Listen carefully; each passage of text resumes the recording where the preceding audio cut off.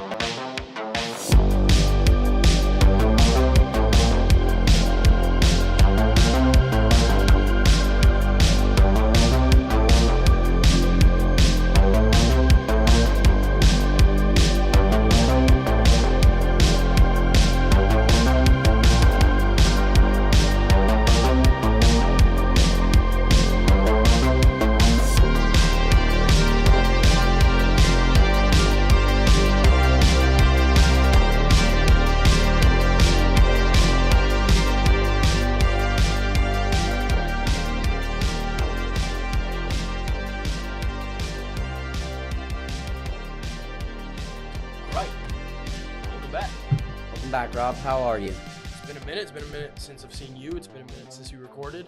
Since we've seen the audience, yes. It's been a minute since a lot of things. You and I have been gallivanting across disparate European islands. Staying in the northern hemisphere, though. How was Iceland? Iceland was great. Yeah. You suck any Reykjavik? How long you been holding that one? I actually literally just thought of that. I'm very It was proud great. of myself. Yeah. I sucked a ton of Reykjavik. Love it when was that great. happens. Beautiful country. If anybody ever has the opportunity to go, they should definitely go.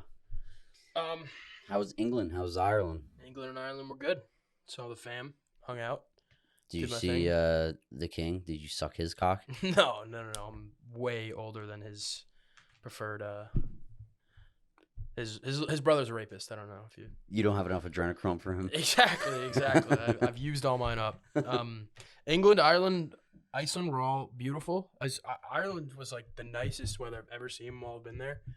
And compared to today's orange apocalyptic hellscape was a stark difference. It is pretty crazy here right now. Right. So wildfires in Quebec, I think, or like. No, I think you're right. I think it's Quebec. Have inundated the American East Coast with like smog, like basically just. It smells. Actually, if you're not from like the Northeast, it actually smells like something is burning everywhere. It smells like I've just got home from a bonfire every time I go into any kind of building. Yeah, and there is just. We're gonna put pictures up here, and also the map of the air quality index, which puts New York at over 300 at times, which is right now it's. Well, New York is different. New York's going to be a lot worse, but right here in New Jersey, it's just tell people where I live, bro. Thanks. Sorry. You beep that. Yeah. 251 we are where we are now. Which is horrific. I think like 80 is supposed to be like decent. Well, anything under 100 is good air quality. Which I also don't even trust that like that is probably they're probably like it's good for a post-industrialized society where everyone's. Well, I hope they just highball it rather than lowball it in terms of like, oh, like under 100 is good, but really like anything under 100 is like excellent. Yeah, I think it's the exact opposite. I can see that. And not only that, I think that probably when they tell us it's 100, it's really probably like 150. So we're probably in like 500. Well, now there's no reason to lie. It's just 300 is everything after 300 is like it doesn't fucking matter.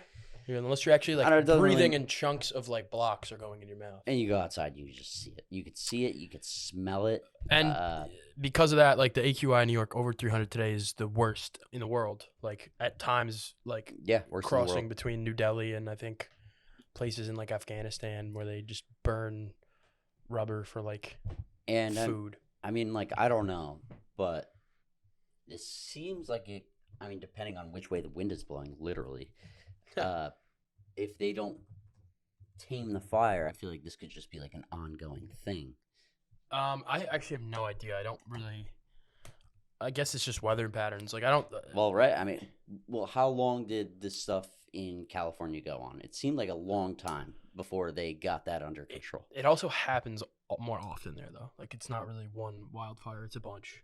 All right, On and off, on and that's off. true. But this is, at least on the East Coast, it seems to be. I don't want to say an anomaly, but this is bigger than what we're used to seeing. Oh, big time. And I don't know. I mean, if they can't put it out. I mean, the fire is still burning. Right, and if the wind's blowing south, this might become like this better not to be every Wednesday, you know? Like you said, 100% asthmatic podcast. This isn't good for us. Woo-hoo! Yeah, this is not good. Not good at all. Although I haven't noticed any difference in my breathing, but no, me neither. They let us out of work early today. Oh, sick! Because of the air quality. That would be like a nice little silver lining to like a post-apocalyptic world. Just hey, pollution days, like snow days. That would be cool. Yeah. And I mean, hopefully they just like call it for tomorrow. That'd be sweet. Probably not. But sleep with a rusty spoon under your pillow, or maybe like a carburetor. I just went and played golf. Nice. Probably shouldn't have done that. What's the? Have you ever seen that video of George Bush where he's like he's on a golf course and the press is here and he's like, "We will not give in to terrorists." Now watch this drive. Watch me stripe this or whatever the hell he Watch says. it, yeah, he goes, watch this drive. Absolutely legendary. We need someone back like that. Oh, Trump was kind of like that. He didn't give a fuck.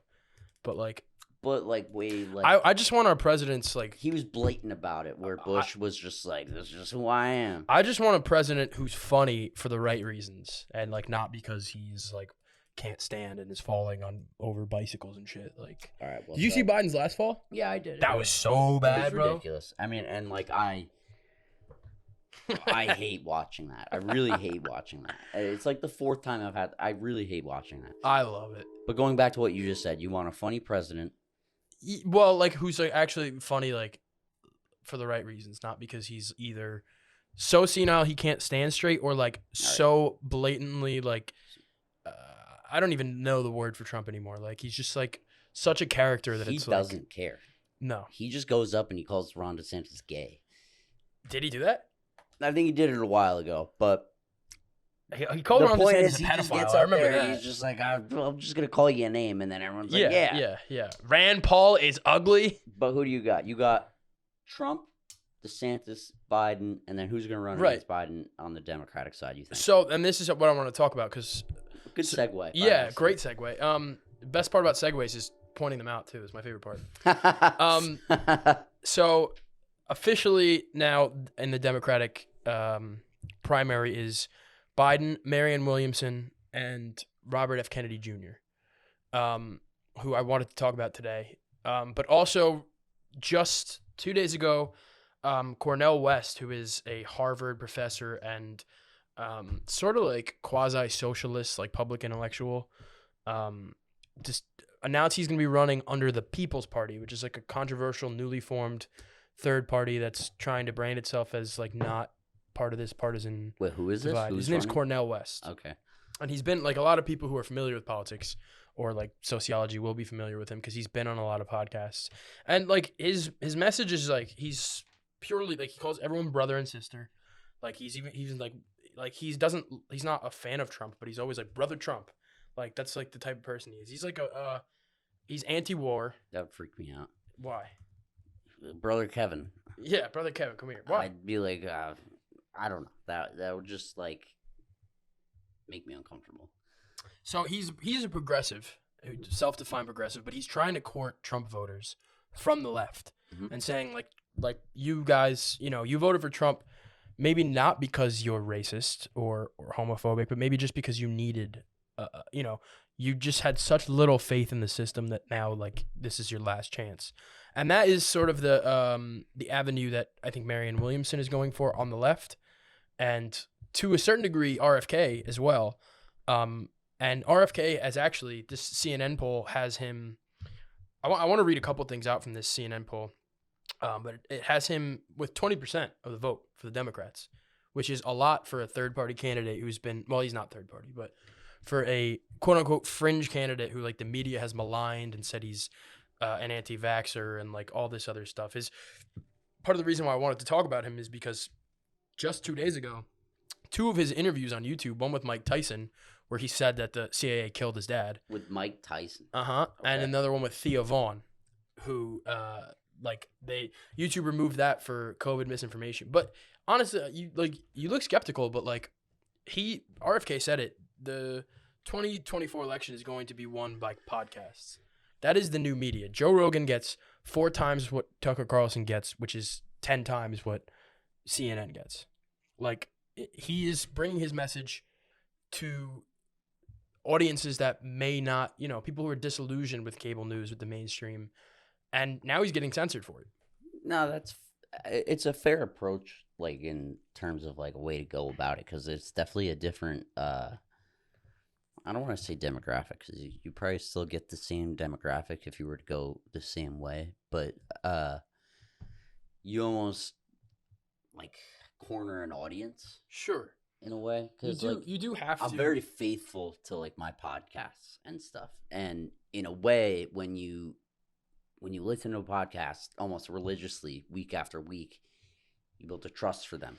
Definitely. You build a relationship with the audience. So whether or not they actually agree with having that person on, I can see how a listener can, I don't know, I guess synonymously say, okay, like, they approve of this guy, he's okay. Right. Let me go along with it. So from that angle, I agree with it, and I can see where they're coming from. But Theo Vaughn and who's the other one? Mike Tyson. And Mike Tyson. What's wrong? What makes you trust them less than you would Anderson Cooper or Sean Hannity? I guess it's just like what the fuck does Theo Vaughn and Mike Tyson know about politics? Why do they have to know anything to let someone come and speak? Like, that's the thing to me, is like, and this poll, it's a sign that people who don't know a lot are like starting to see the chinks in the armor of like what has been presented to us as the reality of the Western world. Like, this is like Mike Tyson does a fuck ton of mushrooms. Like, he's someone who kind of has he's relatable, I guess. Yeah, but also just has a different perspective. Like, hold on, I'm trying to get the numbers for this poll.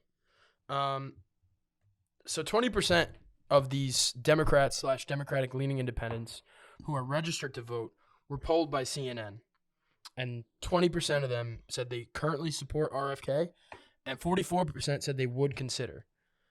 Now, that is versus Biden. Biden has 60% support. What do you think? In terms of what? Who do you think pulls it out at the end? There's no way that the Democratic establishment lets RFK win on their ticket. There's just no way. You don't think so? No, absolutely not. Because first of all, they're not even going to debate. Biden has already said that there's no debate. Why? Because he'll get embarrassed. Biden will get embarrassed. Yeah, especially if it's RFK and how Williamson. is that not like a thing? Like, why? I mean, I guess I didn't know, so maybe the average American doesn't know. But, that's part of it. To me, I'd be like, that's a red flag, I guess, for lack of a better term. It should be. And unfortunately, the way the system is set up is that's the only consequence. Because there's no one that can force Biden to debate.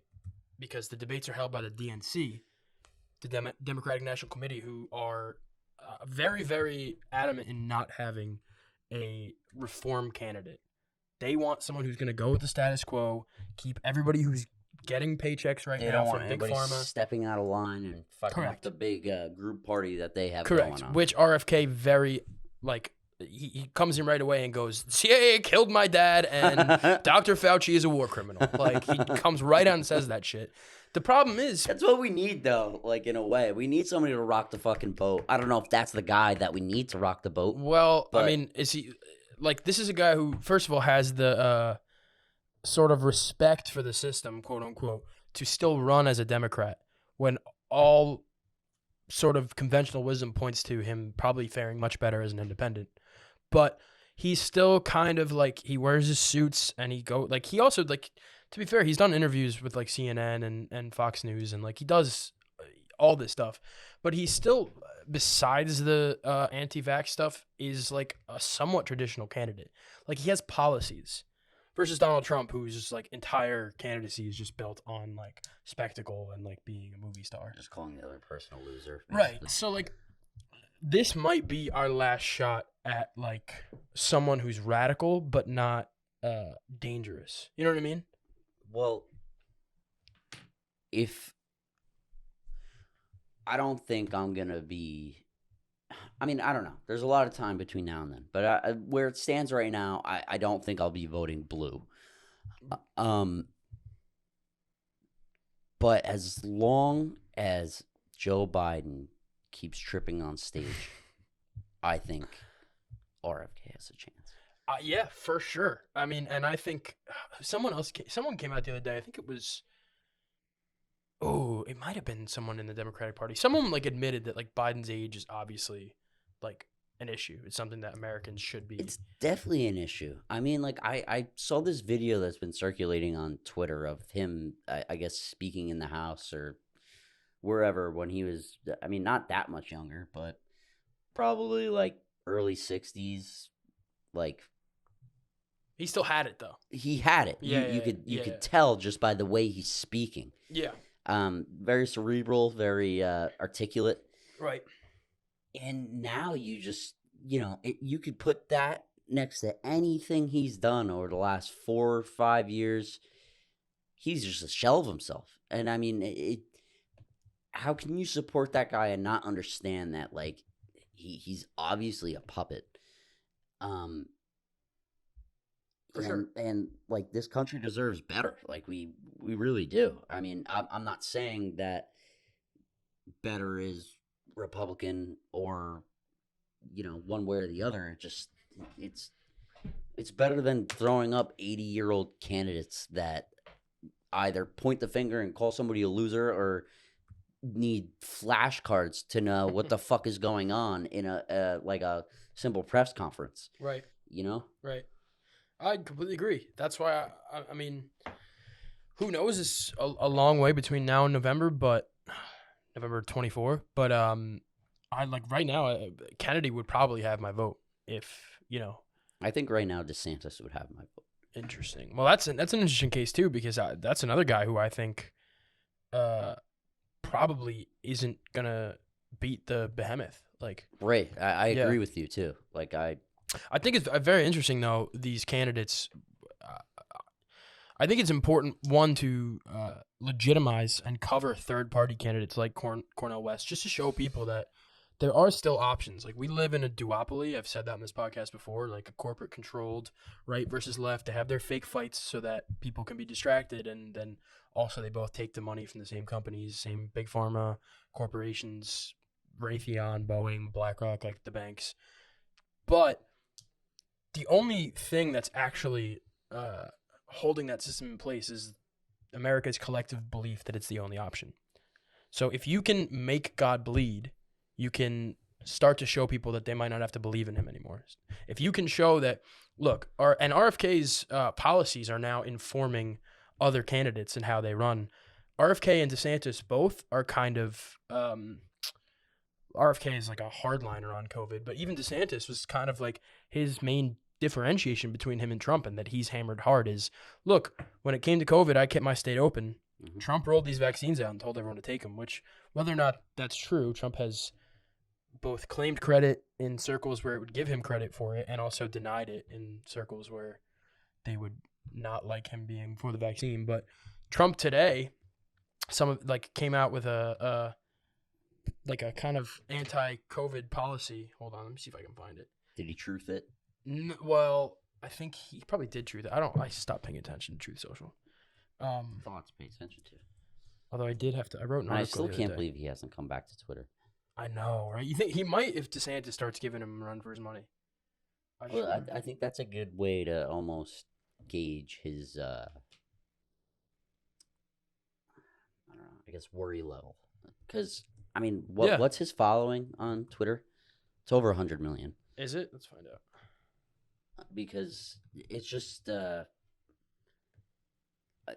I know his 86 million. 86 million. And I mean, I don't know what truth is, but it can't sniff that. And no way. And even if they say they do, they're lying. As a person running for president, to not use that platform to, I don't know, reach as many people as you can. I just feel like that would be malpractice in a way. I agree, but he's not the most rational or commonsensical man in the world. So That's very true. RFK might have deleted his tweet because Was it smart for him to delete it? I don't know. Oh, here it is. I found it. Trump. So this is from the chief nerd, whoever that is. Trump vows to investigate Big Pharma for rise in autism, infertility, and illness among children. In recent decades, there has been an unexplained and alarming growth in the prevalence of chronic illnesses and health problems, especially in children. We've seen a stunning rise in autism, autoimmune disorders, obesity, infertility, serious allergies, and respiratory changes. It's time to ask what is going on, which is like basically everything that RFK has been saying for the past 20 years. I don't love that, and RFK replied, "I love this brand of plagiarism and invite all other presidential candidates to follow suit." I don't love that only because I don't like the ammo it gives, like, corporate shills to say, look how similar Kennedy and Trump are. Like, they would be the same thing. Kennedy is a Trojan horse. He's a Republican running as a Democrat. People only say that because the Democratic Party has moved so far left that a person who called themselves a Democrat in the 80s would now be considered a Republican. But there is, first of all, Trump is only saying this because it's going to play to his base. Well, yeah, it's going to rally his base. And that's what he needs right now. He needs, I guess I don't really know what he needs right now. Because, I mean, it is pretty early. But yeah. I feel like, and we're going to keep up with that on this podcast. But it's like I can see his, I guess, screen time starting to ramp up ever so slowly. I don't think he ever puts the phone down. I just think he, picks and chooses when to blast the shit. Well, I'm not even talking about, like, him. I'm talking about other people giving him the spotlight. Yes, airtime. Yes, the same people who said that he's the biggest institutional threat to American democracy in 200 years also say, but also we need our clicks, so throw them up there. Yeah, so I think it's just going to continue to pick up. I mean, yeah. And if he does win, that'll be the reason, again, that he wins. Right. And so, listen, I could go on about the election and these primaries for fucking hours, but I think that kind of gives us another good segue into the last thing I wanted to cover, because Trump and CNN, they kind of have this weird toxic relationship where they kind of need each other. Mm-hmm. And the CNN town hall, I think, which they're now... is CNN a mess right now? Like, what's going on? CNN is an absolute mess right now. Their CEO just stepped down today, Chris Licht. And this isn't too far after Don Lemon, right? I mean, Don Lemon got fired at the same time as Tucker. But I mean, it's like, I know it was like almost like the same day. Yeah. But I don't know. You fire one of your most prominent hosts and your CEO within a month. Right. And so what I believe happened, and granted, this is not all public information. This is kind of what I'm gleaning out of the public information. I do believe it was Chris Licht who fired Don Lemon, because Chris Licht kind of came in and said, okay, people don't trust us anymore. Who's Chris Licht? The CEO who just got fired. Okay. All right. He kind of came in and said, people don't trust us anymore. And this is actually, so the Atlantic did a big profile on him last Friday, and that kind of is what led to this firing, because they basically shit all over him. And so this is something he said during that interview. He said, Chris Licht said about his own network. In the beginning, it was a trusted source. This crazy thing, no one understands it. Help us make sense of it. What's going on? And I think then it got to a place where, oh, wow, we got to keep getting those ratings. We got to keep getting the sense of urgency. He's talking about the pandemic and their coverage of it and COVID. And he goes, people walked outside and they go, this is not my life. This is not my reality. You guys are just saying this because you need the ratings. You need the clicks. I don't trust you. He said that about CNN, which everybody else in the world has said about CNN, except for the people that live in delusion that work there. They all freaked out. They're all like, you can't say this. Like, this is so irresponsible. Like, Brian Stelter, the fucking Humpty Dumpty, the guy who, yeah, he got fired a while back too. And I imagine that was Licht as well. He basically just like retweeted, signal boosted everybody at CNN and all these people at these other organizations like the Atlantic, like this fucking like cartel of opinions that like You're in the circle. You have to think this. If you don't think this, we send everybody. We sick them on you. Yep. Like, that's what happened to this guy, Licht. It's just terrible. I mean, it's fucking awful. And I want to point out that, hold on. It's a scary time. It's really interesting, the time that we're living in. Yeah, it is. Right now. Like, very, very interesting. But also very scary, just because I think it's so fragile.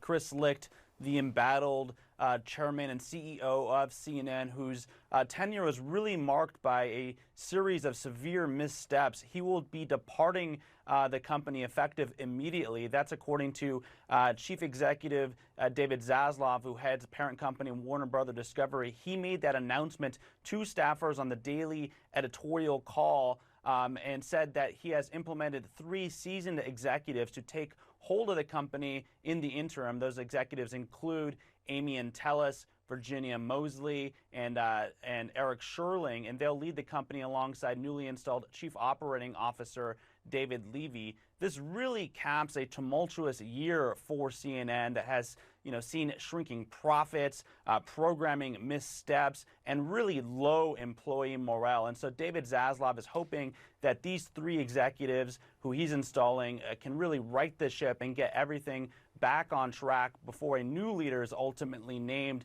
He said that search process for the new network chief will not happen overnight. It will take some time. And so they're hoping they can right the ship and get back to the news. CNN has been breaking a lot of news lately, and they want that to be the focus of the organization. So, basically, if you just heard that video, you would think, wow, CNN was doing great, and this guy Licht came along and fucking destroyed everything. But I'll put these up for the viewers. Here's an article from Forbes from February 21st, 2022. CNN's ratings collapse. Primetime down nearly 70% in key demo. Key demo is 25 to 54. Same article. A review of ratings data compiled by Nielsen shows the internal chaos of the network is mirrored by deep declines in viewership across all day parts, total day and primetime. All right, so he's the whipping boy. He's the scapegoat, if you will. So that was February 21st, 2022, that article, and he was hired exactly a week later. So he was hired to come in and clean up a mess. And fix it. Correct. Didn't get fixed. Did not get fixed, but his he fired Stelter, he fired Lemon. He is coming out and saying on, in profiles, in other liberal, like The Atlantic is a liberal outlet, saying, people don't trust us. My job is to get our trust back, stop being sensational, and start doing the news again. No. You can't do that. You have to be sensational. You have to be a DNC mouthpiece, or like you made a good point earlier about like how politicians running for president kind of have to find their audience, like have to choose their own people and then go for them. That's what the news does too today. It used to be we had 3 networks and you just put out what you put out and people liked what they liked, and CNN, Fox, and no, there's so much data and tools now to find people that you go, okay, we want to go for this market capture. Dude, it's like, and this segment likes COVID is the truth. Anybody who speaks against it is sacrilegious. This network likes Russiagate was real. This you have to coddle people and play into their pre-existing notions, or else you won't be able to sell fucking diapers and Cheez-Its on your commercials. I think it's way simpler even than that. I think it's almost like a TikTok template or like an Instagram template where it's like, okay, like ass out, that sells. Ass out is the COVID vaccine. Yes, that sells. Correct. Tits out, that sells. That's Trump. So that's Trump. Yeah. Tits is Trump. That sells. Trump the titty boy. People like falling or whatever. That's literally Biden actually falling. Yeah. But you know what I mean. Yeah. It's the same fucking thing. Right. And we crave sensational violence and pornography basically as a culture, and as a species. Yes. No, we seriously do. Yes. But it's supposed to be the news's fucking job to say, don't look there, look here. Do this that is what's 23 happening. other hours a day. For this 1 hour a day, eat your vegetables, figure out what the fuck is going on so you can be a responsible, informed citizen. No, fuck you. Here's Snooki like saying that she'd blow Trump in a bathroom. Like, whatever it is, like, and that's what the news is now. Yeah, 100%. And that's why it's so funny to see them like criticize him for maybe making the call to have Trump on. because they need Trump. They're the people who, I mean, I took a class. I was in college for 2016 taking a class about elections, about covering elections in journalism school. And we like found out, our professor was like, this is the most free airtime that any one candidate has ever gotten. And he was a fringe candidate at the time, but they just saw the money going through the roof every time they flashed his face, and he got more free airtime in the history of American politics. And I than think it's any going to candidate. happen again. See, now I think it's going to be a little different because there are now classes taught in journalism schools how to cover Trump, which I think is part of the problem. Like, people just thought he was so wildly different that they have to change the format of journalism. The reality is he's actually basically governed like a run-of-the-mill Republican. Cut taxes, military budget went up, harsh on immigration. Like, he didn't do a lot of things that were outside of the scope of normal politics. He just said and looked and talked like things. And they turned that into, oh, he's Hitler. Come watch the He's Hitler network. We are literally the only network showing you live coverage of Nazis. Everyone else is pretending that doesn't exist. Like, this is the place to watch it. Like, that's what they're selling. So and this guy comes in and goes, well, we're just going to do the news. Is everyone all right with that? And they're like, absolutely not. What? Do you think they won't be able to paint him in that picture this time? I think they already are. Unfortunately, everybody today kind of already has their mind made up about most things. Like, we try to be open-minded here, but like, that's true. For the most part, the people who think, and I guess maybe that's the problem, because instead of trying to change everybody's mind and trying to like debate things, they just play to what works. Right, exactly. Well, that's where we come in. That's why I think podcasts are going to be the future, or like independent media. Like I said, Joe Rogan gets easily 40 million viewers. It's crazy. An episode. No, it's crazy. Which is like, people like cast that off. They're like, oh, it's fucking. And it's crazy too, because like I said before, like I have my podcasts that I listen to religiously. He's not one of them. Like it's just like, I only listen like when I like the guest. When I like the topic. Yeah. And I don't think we are unique listeners in terms of that. Oh, definitely not. So, but that's the thing too. That's the crazy thing about Rogan, is that he will have somebody who won't watch most episodes. Right. But then he'll have 20 million people that watch only one episode because they're like, oh, but I do love Bernie Sanders. They're like, oh, but I do like want to see this person. He has enough people on that, I guess, the general public likes, and I don't want to say adores, but that's what we're trying to go to. Approves of. I gotta get me some guests soon. That he can almost build like niches for those people around that. And then I think that's the interesting thing about Rogan and about podcasting in general, is you kind of don't like need to be, the successful ones aren't really that niche. The most successful podcasts are people literally just talking shit. Yeah. Like 9 times out of 10. Or the murder mysteries that all the girls like. I like the murder mysteries too, so don't, wow. Don't call me. Just lost some respect for you, bro. Come on. But that's kind of, I just kind of wanted to get into that stuff with RFK and Licht, because the kind of theme of today, I feel like, is just like apocalypse now. Yeah, basically. But not even actually. Disregard the absolute dude. The edible's kicking in right now. It's crazy. The weighted blanket's coming. Yeah. But yeah, I just kind of wanted to cover the like narrative shift, the sort of very focused, like, there's something happening online when people step out of the accepted opinion. You get maligned as an anti-vaxxer, somebody who is dangerous, a conspiracy theorist, like they're calling RFK. You say something as audacious as maybe the Worldwide News Network should just be a news network and not reality TV, and you get fired and lambasted online. Like, people are starting to see through that. That is coming to a head. Like, we're seeing RFK 20%. I think it's going to be I do think it's coming to a head. Yeah, I'm not saying it's going to be 2024. I honestly truly believe, if I had to put my money on it, that 24 is going to be Biden-Trump again. I agree with you. I hope it's... But no, I don't know enough about RFK. Here's the thing, dude. Nobody wants that. Nobody. I don't want any of them. Let me find this poll again. I don't want anybody. I mean, everybody sucks. Everybody dude, sucks. Honestly, at this point, I think we could argue that it would be best just to Call it a day. America's done. Everyone go back home. Remember that episode of The Office when they had no manager for like a week and everyone got their work done? You know what I mean? Let's just leave everybody alone. We'll do our shit. If it doesn't work in a year, someone can come back.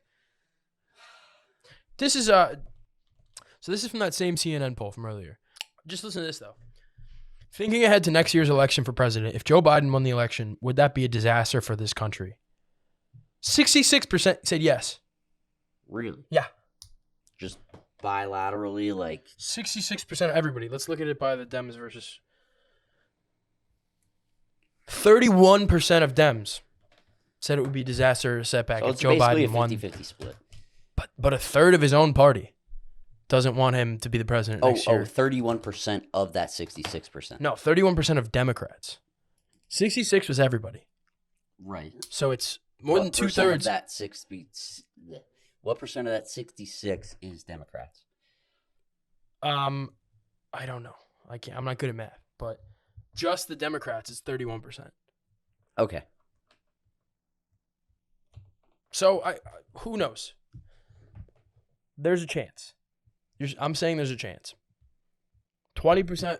By the way, this is a CNN poll. This is not like fucking Rasmussen. If we were to take the four candidates that we brought up before, Biden, DeSantis, Trump, RFK, Mm-hmm. I would put Biden, at least for me, and I really do hope. Let's look at the betting odds. I would put Biden. I'd put Biden 4, RFK 3. This is who you want. Is this what you're saying? Or No, if I was going to actually guess the betting odds, Biden 4. Biden's number 1, bro. Really? Yeah. Okay, so then I guess what I want. Biden 4, RFK 3, and then DeSantis 2, and Trump would be, well, if it's what I want, DeSantis 1, Trump 2. But wow, you'd rather have Trump than Robbie? No, I'd rather have DeSantis. If Trump's 2, then you'd rather have Trump than Kennedy? No. Wait. Yes, I'd rather have Trump than Robbie. Okay. Mine would be RFK 1, for sure. And then? I don't know, man. Maybe probably Trump, and then Ron, and then Biden. I don't like Ron DeSantis. I don't think he's the answer. I think he's another corporate guy who's gonna. He went to Yale and Harvard, bro. Give me a fucking break. Do you think he's? I can't watch another 85-year-old man stand up there. That's true. It's probably gonna happen though. I really, really can't. And I mean, I feel like most people from Florida like it down there. I feel like they're pretty happy with what goes on in their state. Yeah, well, it's also sinking, so. Well, he didn't do that. That's true. But he ain't exactly done anything to help either. No, that's true. That's fair. And I think he's very much hoping that by the time it's a problem, he's the president. And it's like, well. Well, I'm surprised, actually, that he, maybe not surprised, but he could have just waited till Trump was gone? Yeah. Yeah. I think he just saw the moment of like, this guy's probably going to jail. Let me hop in there. Maybe. Like during the Mar-a-Lago shit. Yeah. Maybe. He also like did like the weirdest stuff. He just like went to Japan for like 2 weeks as like the governor of Florida. Like nobody does that unless they're running for president.